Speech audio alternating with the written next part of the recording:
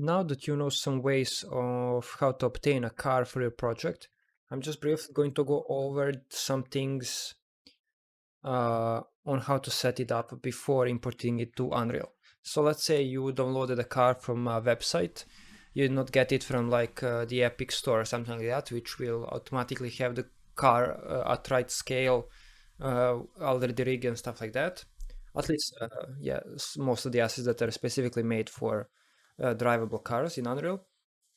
So I exported this car to basically show you in another software how you can set things up. So if you want to do the same thing and export this car so you can kind of overview it or even use it as a template, you can click right click and go to asset actions and then export. And when you click this, I create a new folder called car export and I already exported it. Let me click save so we can overview some options.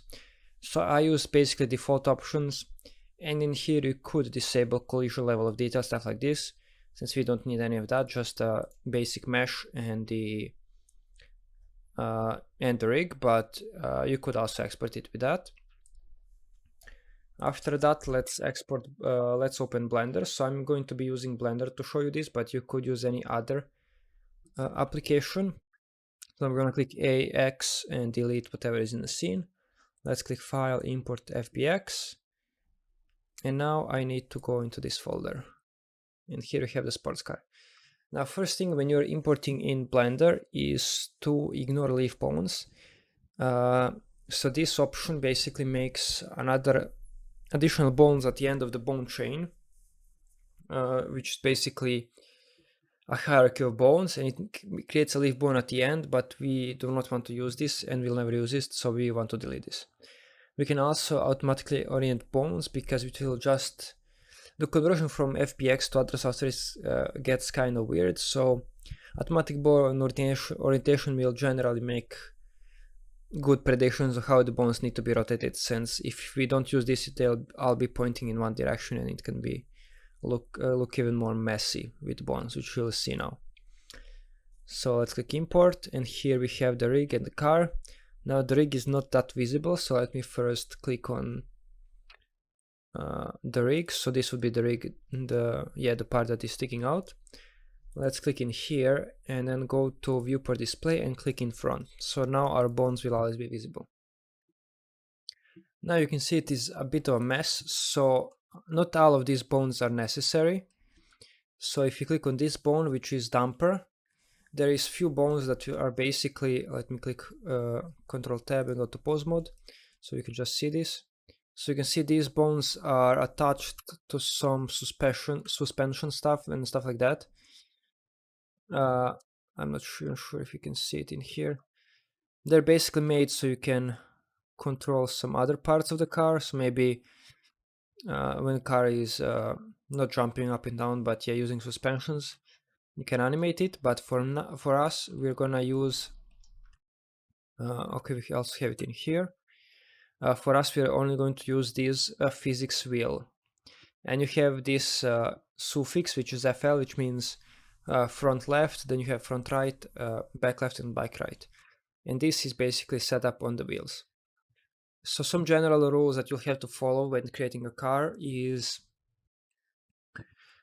car needs to be in positive X direction.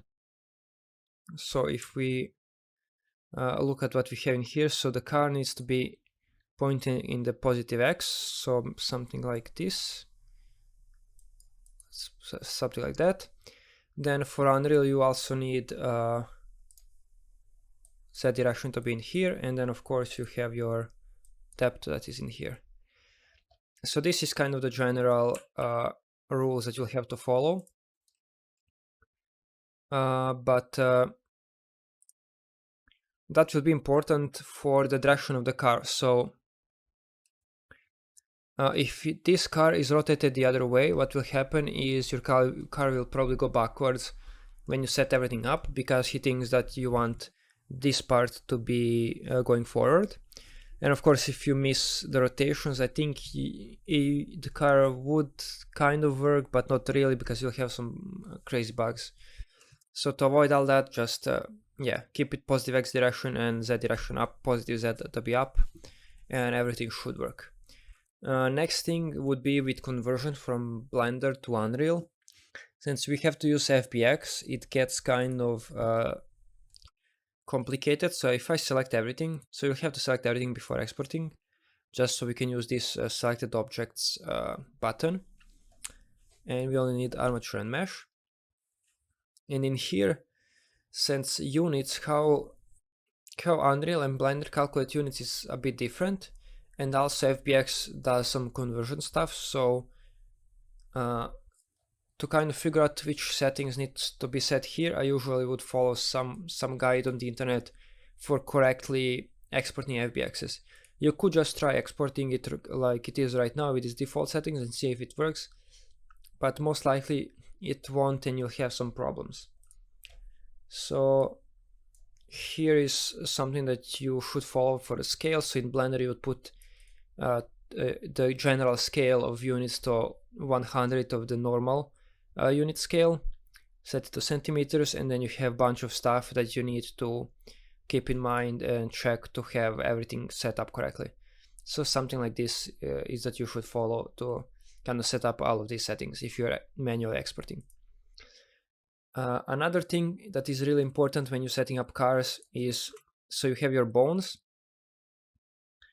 and the most important thing for the bones, so let me hide this one, is that this point is set up right in the middle of the wheels, of the tires.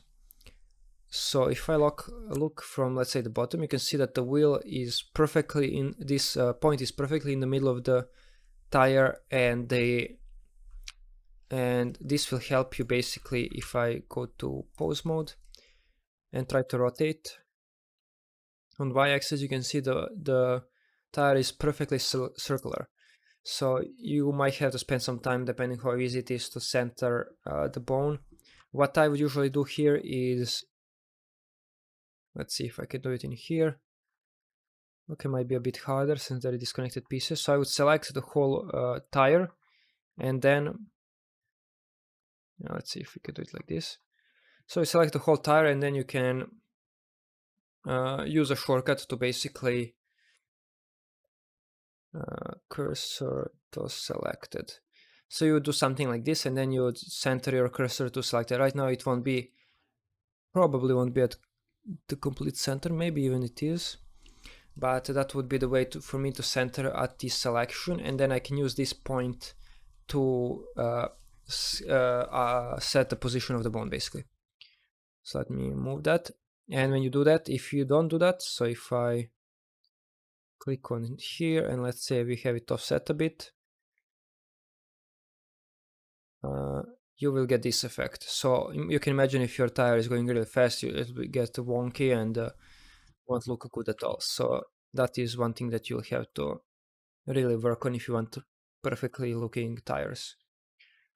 Let's see if we have anything else. So I think that's about it. After you export your car into Unreal and import it in here, you'll probably have to set up physics asset. So this is important for the tires, so you know the general area of them, and then of course of the car. So you can basically see the collisions of the car and collisions of the tires.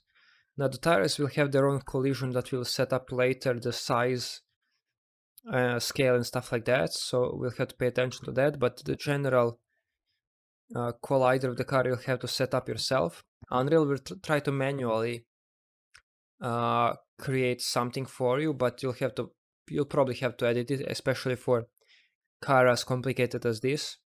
It will be hard to use boxes or something like that. Maybe if you are creating a really arcadey game, but anything semi-realistic, you need this detail of collision to make it work.